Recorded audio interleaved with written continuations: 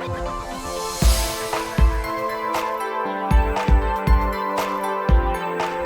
welcome to Flory Models. I'm Flory. As you can see, Intruder is all done. Just got to get it on its base and then we can move through with this one. Talk about that one shortly. First of all, welcome to all the new subscribers to the site. Lovely to have you in there. Luckily you're making your way all the way through, no problems, to the forum. Remember, if you haven't in the forum, use same username, register for the forum as you did for the main site, and you'll get in there and go through absolutely no problems at all. But say we seem to have a lot of new subscribers coming in, and I think that's probably a lot to do with the weather being absolutely diabolical, especially here in the UK and over in the US as well.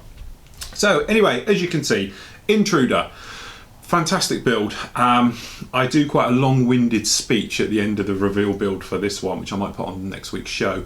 But as I said, it's a fantastic kit. I cannot fault this kit at all. It's Trumpeter's best kit to date. Easy, no problem at all. It's absolutely stunning all the way through. Really enjoyed this one. You know, basically it shows what you can do easily, quickly, okay, and with no hassle at all. A couple of bits of lead wire, a couple of bits of styrene sheet, some removable flight tags, and that's it. You don't have to go out and spend hundreds of pounds on all the photo etch parts, all the resin seats and cockpit areas and all the resin details. If you want, you can spend a bit of time and bring it up to what I think is a very reasonable standard, just like this. It's not a quick build, this one. This one has been a 19-part video build. Managed to get it under 20. So that's actually 10 hours of video on this one to watch. I think it's well worth doing it. I showed you in depth certain things. Obviously we covered doing the intakes quite detailed, and sanding, filling, rescribing in a lot of detail on this one. Things like the cockpit, which everybody sort of went wow factor over, that's amazing. That, as you've probably seen in the videos, that was such an easy bit. That was a 2-minute job, you know, literally half hour at your life, that's done. Okay, the tricky bits really were doing like the re-riveting, detail all the way down the spine. I think it's very worth it. You know, time spent doing something like that I think pays off, especially when you look at it now and it's got a wash on, which obviously you're going to highlight all those areas. Okay, and then going through, we did things with the engines and the bits and pieces, but certainly I think this is probably, I have to say, Trumpeter's best kit in any scale to date. It's absolutely lovely, and I'm hoping the Hobby Boss, which is obviously the baby version of this, is just as good, because okay, you don't have the engines, but all the other detail is exactly the same and should make an absolutely stunning kit. So anyway, this week you've had up there, we've had a bit of a run on this, hence, you know, no problems at all. So we have parts 15, 16 and 17 of this are up on the site, went up this week. Part 17 is up today. Then on Monday you're going to have part 18, okay, which is going to cover things like remove before flight tags, the final details and everything else like that, before we go on then with the final reveal, which will be on next Friday's show, which we'll cover about that in a moment. But as I said, really nice. I'm really sad it's finished as well. This is one of those kits that was so big and seemed to have been on my desk so long, but I've got to this point now and it's like, oh, what am I going to do now? It's all finished. But anyway, I've got a certain large ship over there which is now in paint, so we're going to be cracking on with the Iwo Jima this week, okay? Really pushing forward with that one, and then obviously we'll be able to show you in detail about doing all of that work, and then we're on with the Silver Screen SIG, and I'm going to be doing that giant resin Star Destroyer, so got a lot to look forward for that one.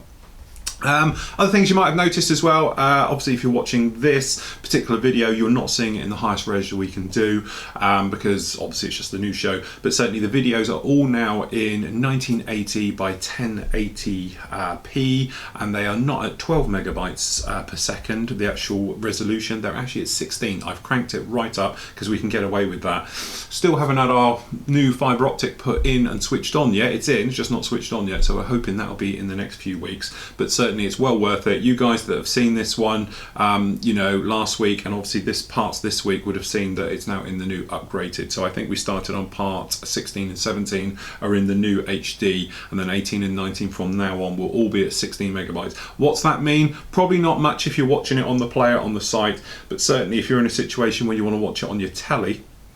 And to be honest, during testing this, I was round at a friend of mine's place who's got this amazing 52-inch TV, totally over the top and mad and all the rest of it, and we watched one of my videos from the site on his telly in full screen, and it was absolutely crystal clear, no blurriness at all. Yet when the older ones that you see in there, that on the earlier ones on the Intruder, they're a little bit blurry when you go huge, but it was quite something. So now I'm going to need the old Botox and stuff.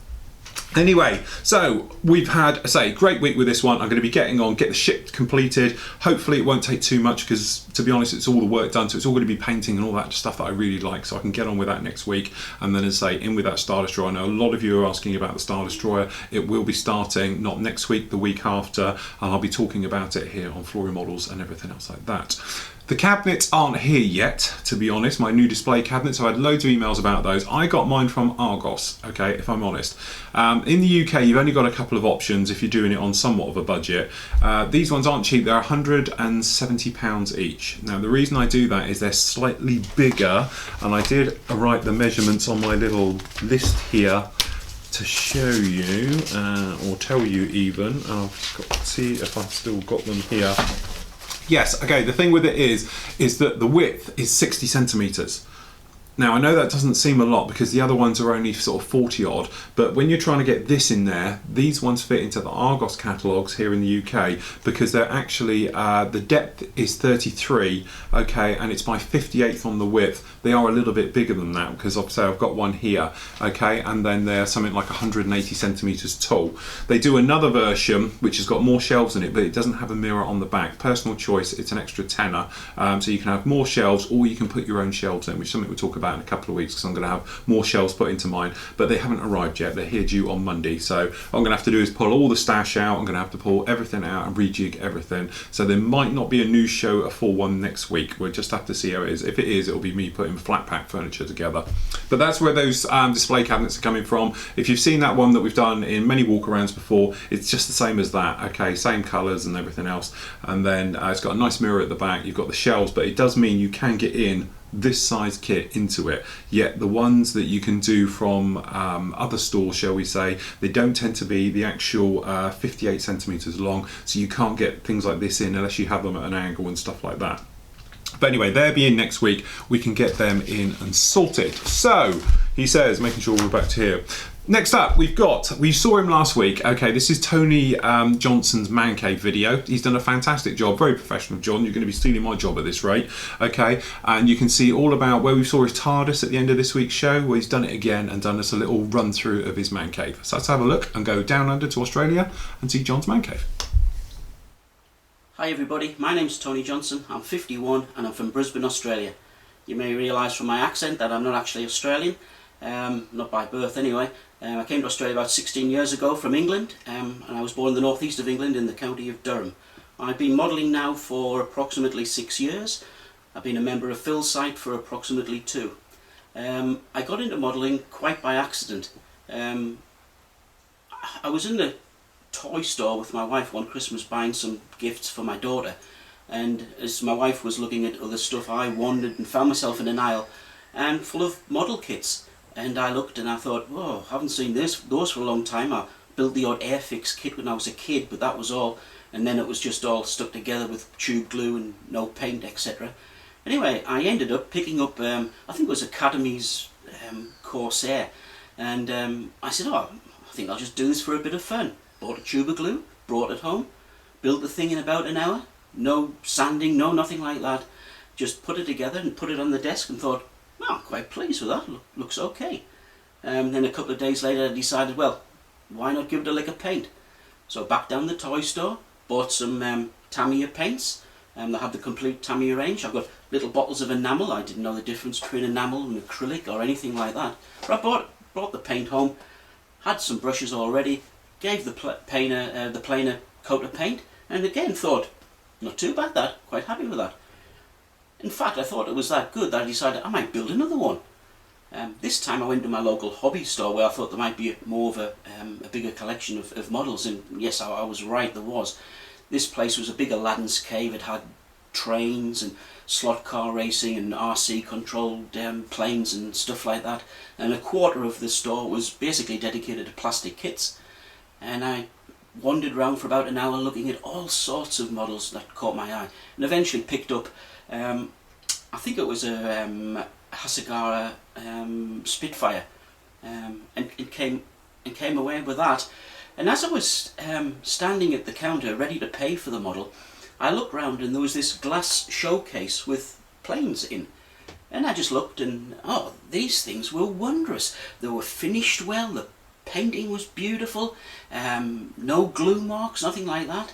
And I said to the guy, I says, "Oh, are these actually for sale?" He said, "No, they're models that people have made and they've given us to display." I went, "People have made these out of kits?" And he said, "Yeah."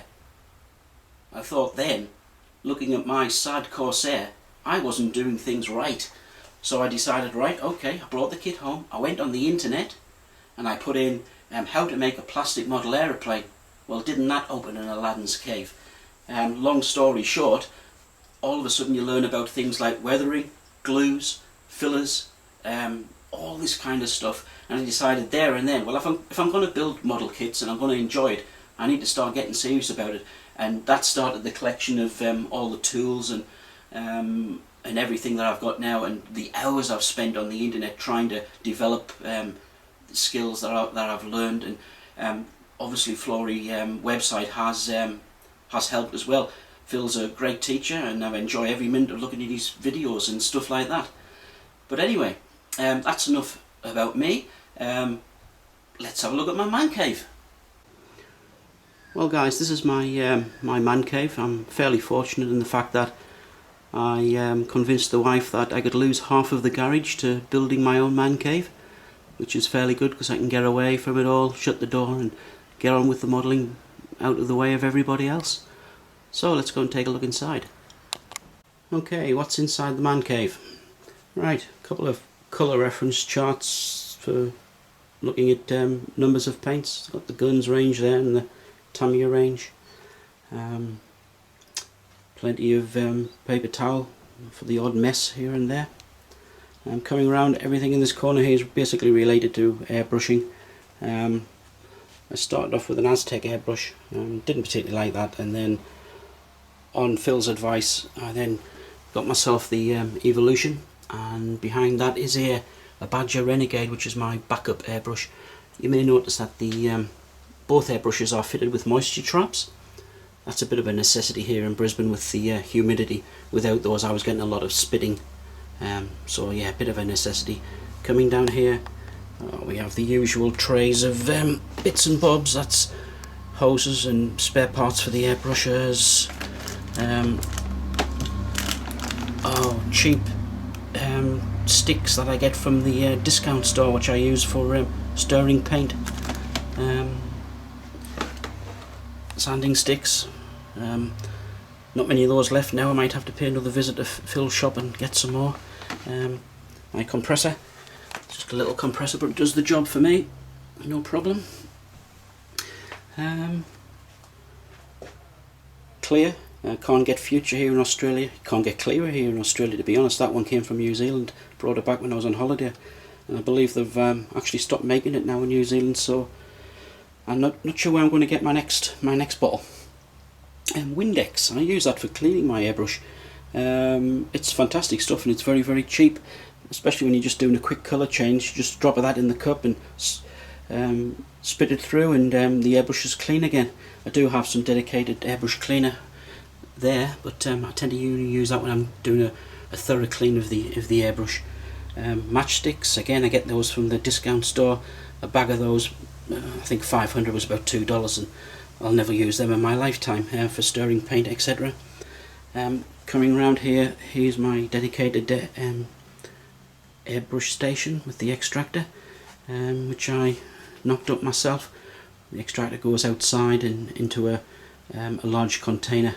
And coming around here, well, we have the usual array of bits and bobs, oil paints for doing washes, putties, glues, some needles for doing scoring and panel lines, etc. What we've got down here, well, we've got some tapes, various tapes, scalpel blades, some clamps, little boxes with things in. What's in this one? That's a punch set for punching holes. Another punch set, various sanding sponges and sanding cloths, a photo etch bender, more sanding sponges, calculator, then my main stand of bits and pieces, my paints. I've got a few Valero Model Air and a few Valero colour bottles there. Surface primer, that's Valero, that's excellent stuff. I wouldn't use anything else now.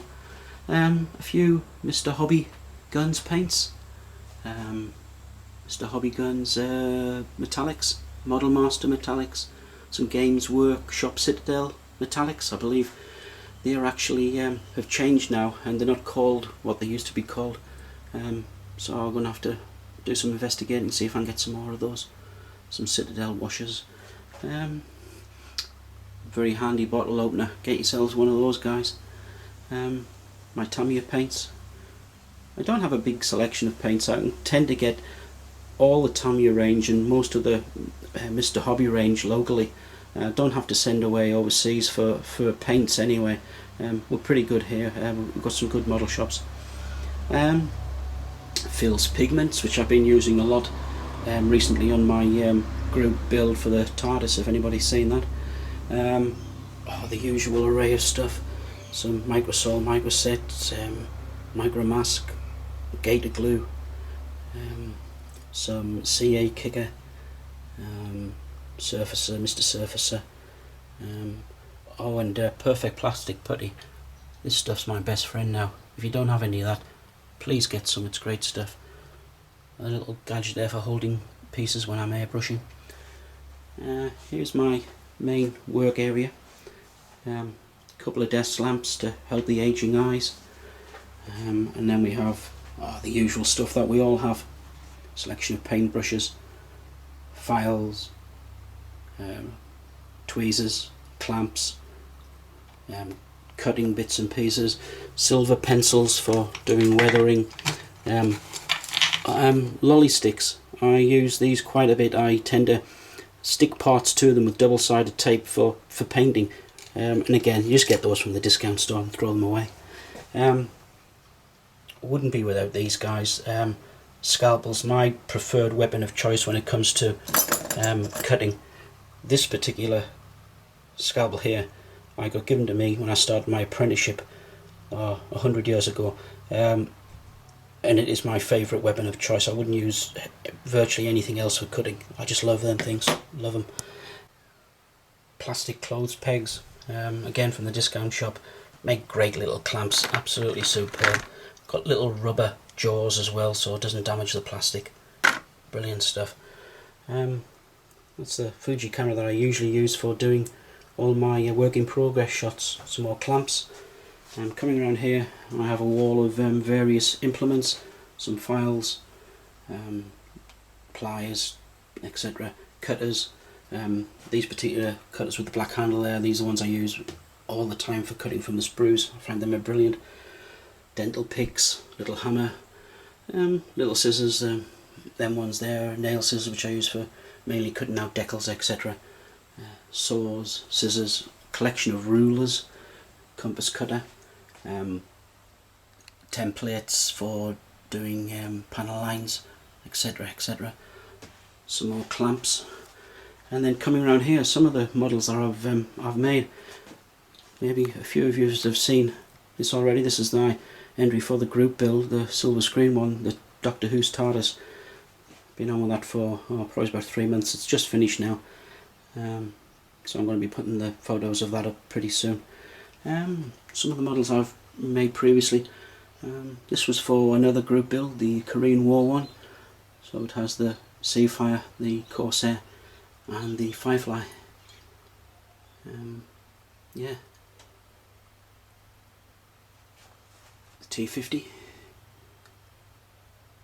Zero,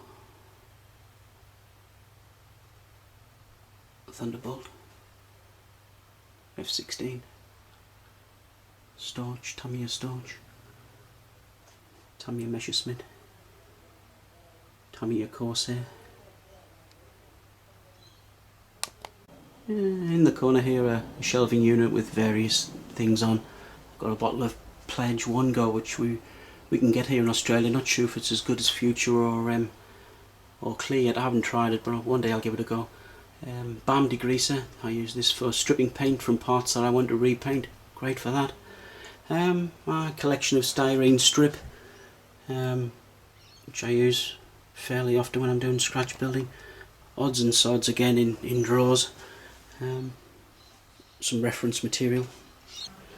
I'm coming along here, got more drawers. I think every modeler has a selection of these drawers.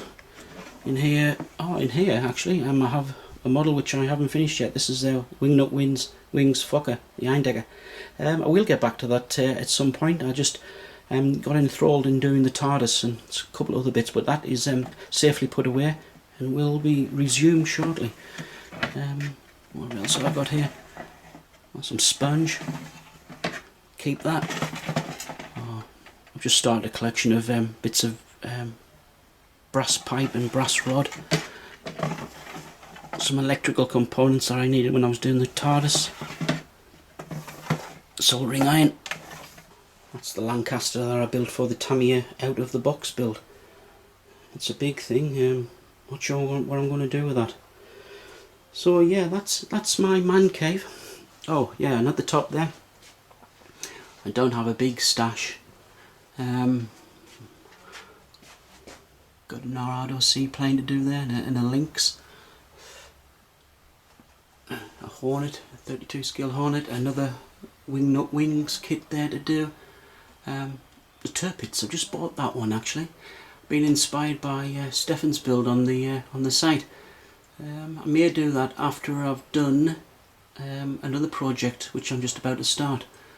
The Lancaster box actually has my spares in, so that's not a kit, and the Corsair box has spare decals in. Oh, there's another Lancaster there. That's a 72 scale Revel Lancaster. Oh, there's an Albatross Wingnut Wings, a growler. So that's my stash, apart from this little girl here. This is Academy's 1/35th scale Blackhawk AH60L DAP. I'm going to do this as my second build on the group build, so it should be interesting. I've got the Edard aftermarket stuff for it, so I'll be starting that quite shortly. So well guys, that's my man cave. I hope you like it, and happy modelling. Bye now. Okay, thank you Tony, great job, lovely place you got down there and everything else, really nice setup. So anyway, when I do any of my builds, I like to try something new with every build. And to be honest, with this particular one, I did two new things I hadn't done before. Hang an engine on the pylon, no. Okay, the first that was I used oil streaking underneath, which is something we cover about, I think it's in part, I've got to think now, is it 18? No, it's probably 17, in part 17, which I think is the part you're going to get today. We do show you about doing grease streaking and stuff like that. It's pretty straightforward, okay? Just it takes a little bit of, trust, okay, shall we say? But I show you quite extensively and it's not too bad. The next up I used was a new flat. Now, traditionally, recently anyway, I've been using the Vallejo polyurethane matte flat finish. I find it's very nice, it gives a nice dead flat finish. The only problem I have with it is you can't handle it for probably really 12 hours, because if you're on like this and you were holding onto it, it gets a little bit sticky. Okay, so you know, it was good and it gives a nice finish, it's just not speedy. Great if you're using it, spraying it and then go to bed and then next night you come along, but for me, if I'm doing it and I'm on a roll, I just want to get on with it. So when I was down at my local hobbycraft store, I happened to find XF86. Okay, now XF86 is a flat clear. Now immediately you all think back to that horror story, and we've all done it, where you've used this, which is X21. Because it's X, you would think it's a gloss, being the Tamiya range, because X is gloss, XF is a flat, okay? So, and then you all thinned it, as I did, 50-50, and then you sprayed it on your model and it looked great, and then it dried. And then you ended up with snow, basically. It looked like somebody had attacked your model with talcum powder or something, and you wrecked your model. And in some cases, it's totally irreversible. I often say, if you have done it, just re-gloss it, and you end up with something like satin.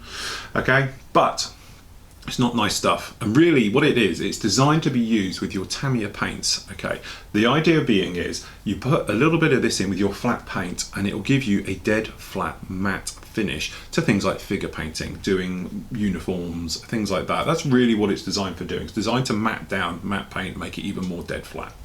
It's not designed to be used as a clear coat. So anyway, a little bit of trepidation because, you know, being stung. Tried this on a little bit of black card, okay, that had been glossed, no problem at all. Flattened it down and it was dry very, very quickly. So then I bit the bullet and thought, oh well, we'll give it a whirl on this. So this is how we got on. Okay, so temporarily just over here in the spray bay, because obviously doing a big area like this, we need the extractor. Gonna do something a little bit different this time. This is Tamiya's new XF56, sorry, 86, XF86. Okay, there we go. Okay, going 3. Okay, moved over here, temporary camera angle for the spray bay. What we're going to do is put down the flat coat. Now, traditionally, I might go along and we've used polyurethane flats, Vallejo ones recently. We've used everybody's from Hannah and everything else. Tamiya have brought out a flat clear. Now, this is not to be confused with their flat base, which I can't see on my rack, although I have got some somewhere. Flat base is something completely different. Many of you, you know, accidentally, I think a lot of A's, and naively, because you haven't read about it yet, spray it on your models. Now, don't panic, because we've all done it, and I did it as well, because you think, oh, it's flat, you mix it with some thinners and you put it on. No, this is actually to be added to paint to make it go even more dead flat, okay? This stuff, Tamiya XF86, is flat clear, which is a flat coat properly, so you can use this one. Now, I haven't used this before, and to be honest, I have tested it on some black work. You might remember this from when we were doing gloss works and things like that. I've actually sprayed it on to see how flat this actually is. So these were gloss triangles, and I've done some areas down in here just to see how good it was, and it did work really, really well. So I'm hoping it will give us a nice effect here. Usual thing with all flats, don't put too much of a heavy coat. You can spray this neat as you would any other Tamiya pot like this, acrylic. But if you do, it has to be a light coat and that's it. If you're going to put down quite a sustained coat like we're going to do here, what we're actually do is thin it a little bit. Not tons, but a little bit. This way you'll prevent getting whiting. So what happens is if you put it down, it's too thick, you get like a white sort of dusty look to your model, which is obviously not what we're after. So we're giving it a good old mix. Okay, and we're just going to pour a little bit down into here, just like so. And then all we're going to do is do not quite a 50-50 mix. This is probably more along the lines of like 2/3 of the flat to 1/3 thinners. I'll actually even use their thinners, which would be a bit of a novelty. So it's X20A going in there. Remember, if you're mixing up colours like this, make sure you've got a clean brush. Don't use something that you've had a colour on it, otherwise you're going to tint the thing, especially like I did the other day when I used a red brush. So what we've got down here, I'm going to flick the extractor on, it's going to get a bit noisy. Just going to put it over as we would normally. Checking our flow, all coming through very nice. Really tipping it down the sides. Okay, and then all we're going to do is just lightly misting on a coat. Okay, and we're just going to do sort of 2 coats.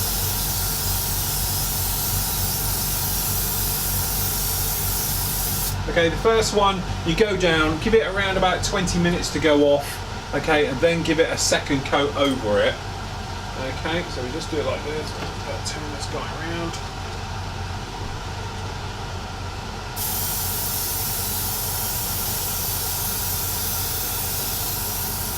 But first impressions with this stuff, it's very, very good. It immediately gives you not a dead flat finish, but certainly gives you a more satin to flat, shall we say, which is more what we're after. Okay.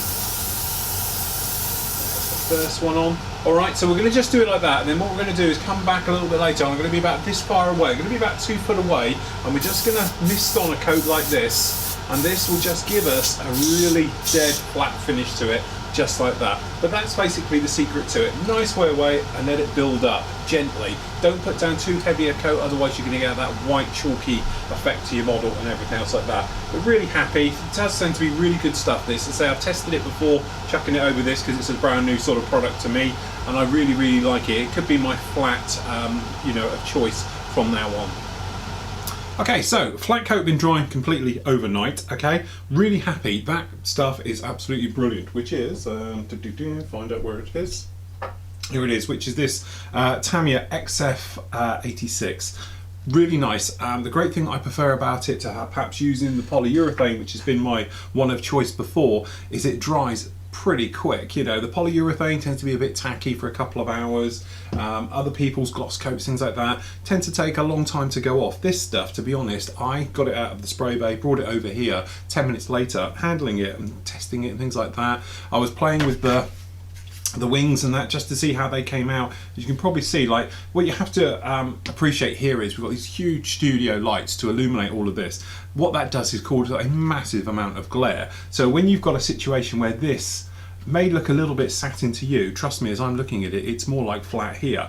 So any type of glossiness will be reflected tenfold, and as you can probably see just by looking at it, and down here on these wings, they are very nice, and it is a nice even non-white coat. I gave these wings quite a heavy go with it, to be honest, and there's just no hint of it whatsoever.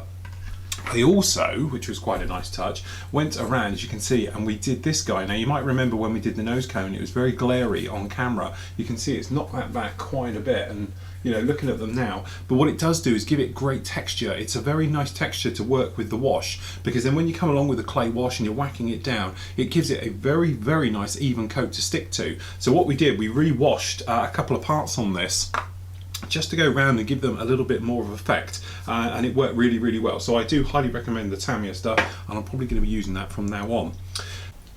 Okay, so there you go. That shows really using it on this, and what I love about this stuff is that it's handleable within 10 minutes. Okay, it's nice, it's dry, you can handle onto it and hold onto it and you have no problem at all, and it gives a very nice flat finish. Okay, it's a little bit, it's not a total dead flat finish, but if you wanted to, long distance away, little wispy passes, few moments, come back, and you can kill anything completely down to dead flat. But that was just, as you saw, quite a heavy spray over. I went through those cupfuls very, very quickly. It's a big model, but really just putting down to give me what I wanted, which is, because technically this aircraft would have been a gloss before it got dirty, to give it a sort of satin finish to be this type of effect. Things like the nose cone, in your video when you watch it, I show about the nose cone, it's dead flat. There's nothing on that at all, because it's not in real life, but the rest of it should be a little bit glossy. But no, XF86 flat clear, highly recommend it. Go get yourself a bottle, really do like that stuff.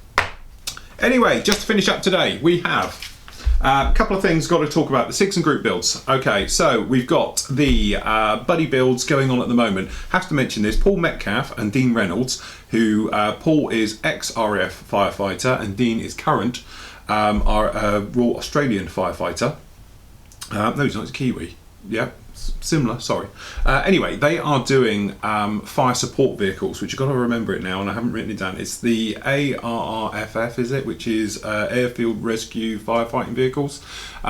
These are monster, they're like monster trucks crossed with a fire engine. Absolutely fantastic. The trouble is there isn't actually any out there properly, so what they're doing is they are scratch building firefighting vehicles for that. So that is in the buddy build. Okay, so what I'm going to do is then next week I will show you all about those, and hopefully they'll move forward a bit and I can show you some of their progress. So some great work going on there. In the buddy builds as well, there's the F111 Aardvarks going on in there at the moment, and there is some BAE Hawks. There's some group builds going on in there. So don't forget, buddy builds, basically you and a buddy, or as many buddies as you like, can get together and do an area. We'll set you up with an area in the forum, so you've got your own little area and everything else, and then we can talk about it and obviously, you know, inform other members and everything else. Silver screen. Okay, thanks for all the feedback on that. As I said, I'm doing the Star Destroyer for it. A couple of you asked about this. Well, it was going to be, but you know, because we had the engine hanging out, my idea of doing this as Flight the Intruder slightly went out the window. So the Star Destroyer will be my entry for the silver screen. At the moment, we've got 110 entries into that one. We've got 26 that are finished. Brilliant job. You've got until the 30th of April to do that one. So it's getting tight, and it's getting even tighter for me doing the Star Destroyer. So I can imagine that being a rush at the end. The Butcherbird SIG is going on at the moment. Okay, this is the FW190 aircraft. That runs till the 16th of March. We've got 30 entries on the go at that one at the moment. And the support vehicle SIG, basically this is support vehicles, military. So you can pick anything. There's lots going on there. If you ever wondered what it was, go and have a look at this particular SIG going on at the moment, because the guy's got some great ones going in there. So we've got 25 going there. I've already got 4 finished, which is really quick going. But you've got until the 4th of May to run with that one.